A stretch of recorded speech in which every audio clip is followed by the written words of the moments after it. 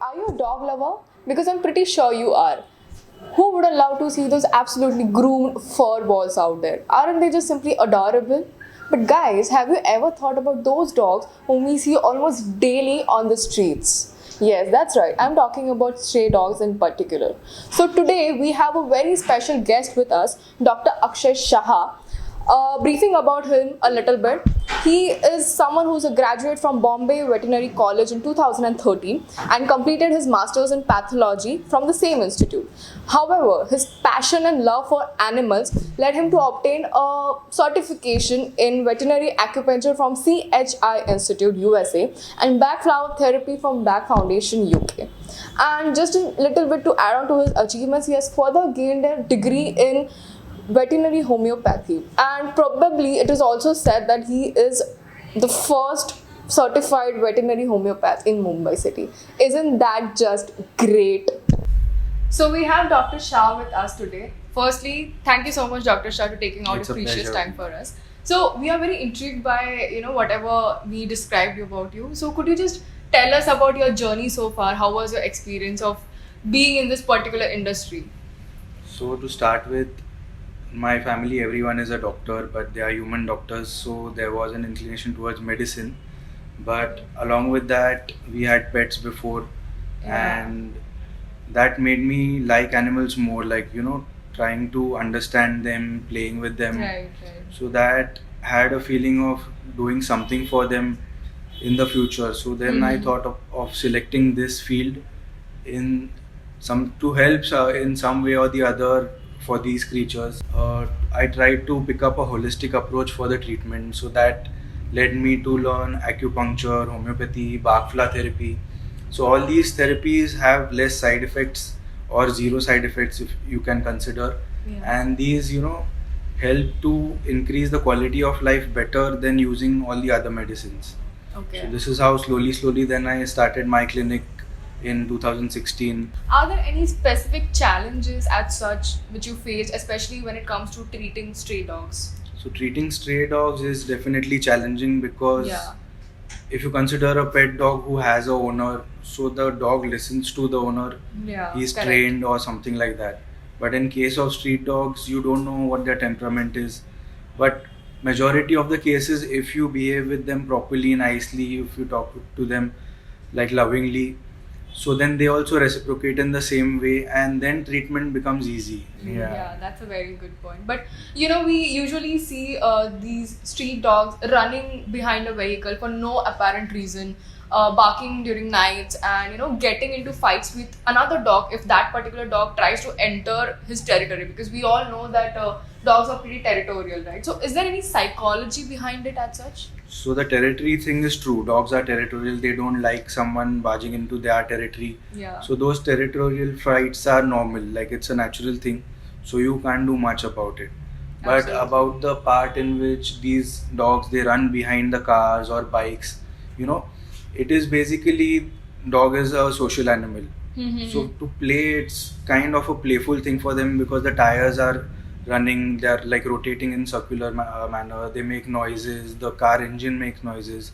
That is one of the reason, like a playful thing, they can run behind the cars and then they just go to bite the tires. Yeah. So another thing which I have observed, it might not be true, but there have been cases in which if it's a litter of 7 to 8 puppies and some puppy met with an accident and died. Right. So in few cases I've observed that the other siblings of that puppy they tend to become more aggressive towards vehicles. So that is what I have observed also. So this is more or less the reasons why the dogs they do like Yeah. this. Are there any specific diseases when it comes to dogs, like dogs have, and the diseases which humans can get from dogs? Yeah, so there are a number of diseases which these dogs or cats they can get. And the diseases which can be transmitted to humans are known as zoonotic diseases. Okay. So there are a number of such diseases, and the most dreadful one is rabies, Right. which in India is quite rampant. So India ranks one in the world in the number of deaths caused by rabies every year. That's really sad. So that is an issue. Then there are other skin issues like fungal problems. Then there is leptospirosis, which is transmitted from dogs. but it is usually transmitted through other mediums, like not through direct contact with a dog. Okay. So then these are a few diseases to name which can be transmitted from the pets to the humans. Yeah. People usually misunderstand between the two diseases, which are rabies and scabies. So could you Right. highlight what's the basic difference between the two? So rabies, basically it is a viral disease, and scabies, it is a parasitic disease. Okay. So rabies is caused by the virus, and till now there is no 100% treatment available for rabies, and it is fatal. Like you die with it, and it's a very miserable kind of a death when you get rabies. So for that, it is always better to vaccinate your pets time to time against rabies. And in Yeah. case if you are bitten by a dog, you should always follow the prophylactic protocol or the post bite protocol to keep yourself safe from rabies. And scabies is a type of a skin disease which is Okay. caused by mites. So it's Yeah. called as Sarcoptes scabies. So Mhm. this scabies can be transmitted from animals to humans also, because we also get scabies. So if it is a scabies case, then you need to, get the dog treated timely before it starts spreading on the dog as well as to you. Okay. Yeah. What about the stray dogs? Like, if someone wants to get them vaccinated or take proper care and checkup, so how do that particular person go about it? So there are a number of NGOs who are doing a very good job, taking care of these street dogs.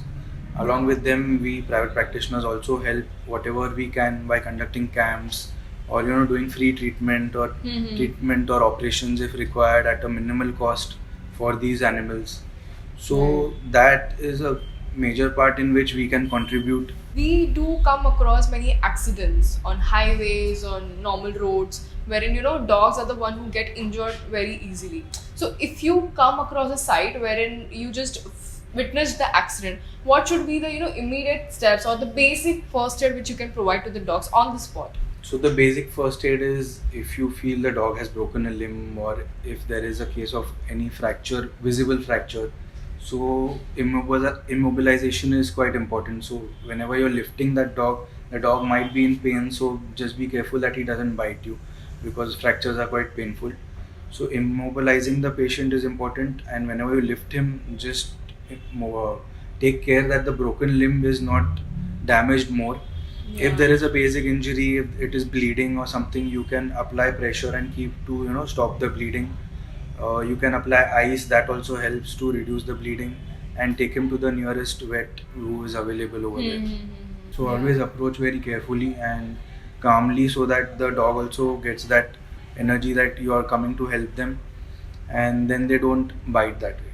I hope a lot of people, they do come up willingly, voluntarily, and they go outside and feed these animals so that they don't starve. And again, if they eat rotten food, that will again cause diseases. So it's just a request to everyone that if you can do whatever tiny bit you can, just by feeding 1 or 2 dogs in your area, so that they get proper food or nutrition every day. Yeah, absolutely.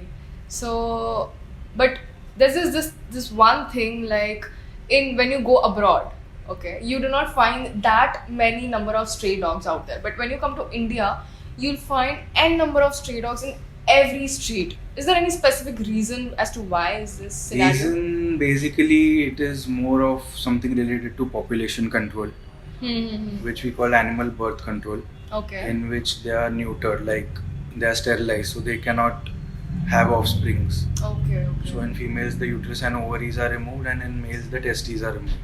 So this helps control the population to a larger extent. In some countries, they follow culling, which is like selectively slaughtering the animals. Some countries, they don't permit, the law doesn't permit doing that. In India, it is not allowed. Yeah. That is also one reason why there is an overpopulation of these dogs. And a lot of NGOs, again, as I said, and clinics also nowadays, they are carrying out camps in which they are sterilizing these animals for free of charge. So this will majorly help control the population of dogs as well as cats. But are there any side effects to this particular? There are no side effects as such. Okay. It in turn increases the lifespan, it reduces the risk of cancer. So it is overall a good thing to be done to these pets. Yeah. Right. Along with controlling population, a lot of good benefits are also there of the sterilization. So last but not the least, what message would you, like to pass on to our viewers out there?